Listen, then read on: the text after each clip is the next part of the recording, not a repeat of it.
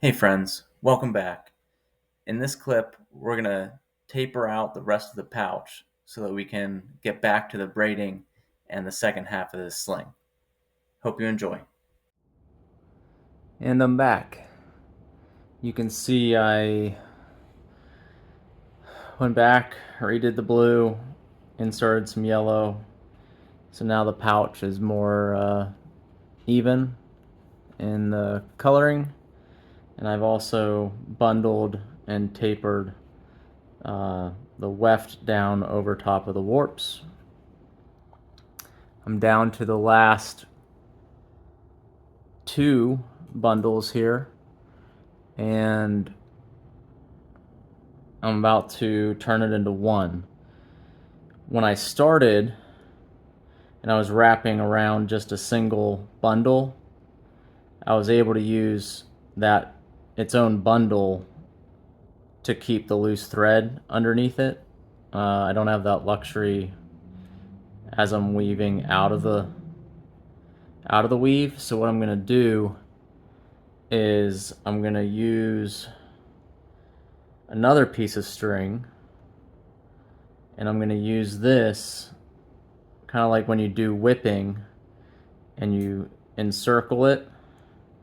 That's going to keep a loop at the end, and I'll be able to take the loose end of the warp or of the weft, and when I get to that end, place it through that loop, and I'll be able to pull it through.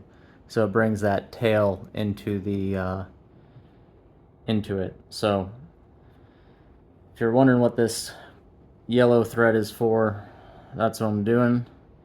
I also moved my support um, clamps closer together. I did that just so it wasn't pulling the warp apart, and it made it easier to bring the weave back together. So what I'm gonna do now, I think it'll be easiest. I use clothespins just to hold on to these warp bundles, which made it really easy to just figure eight kind of over under the twos. Um,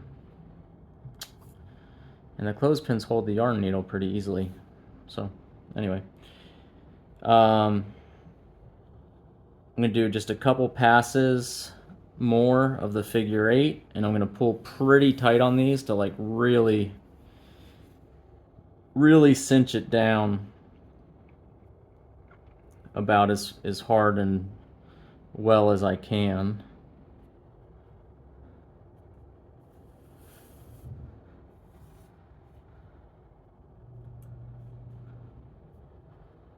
And I'm just working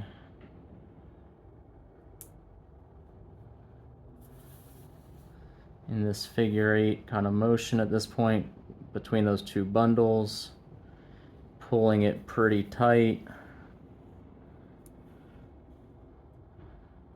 I'll pull, maybe do one more pass.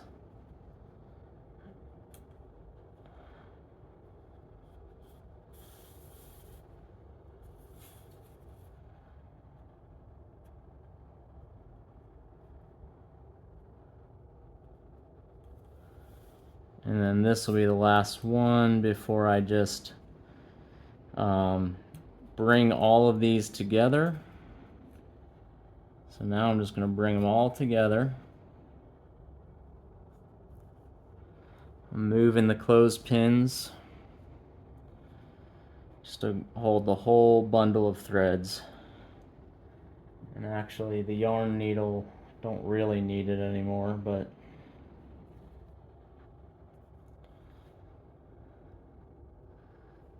I'm just going to pass the thread over and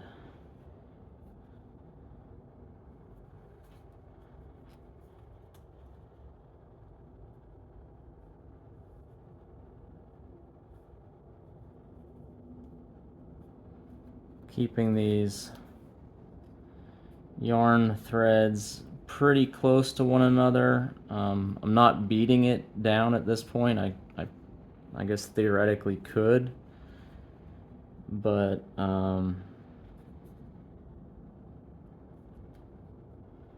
just pulling this tightly around. And I think I'll do one more around.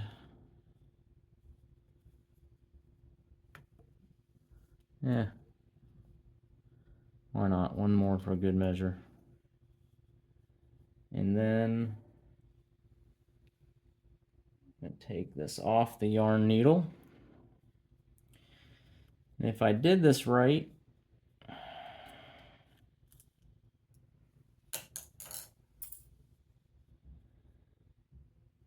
I can just put this through the loop.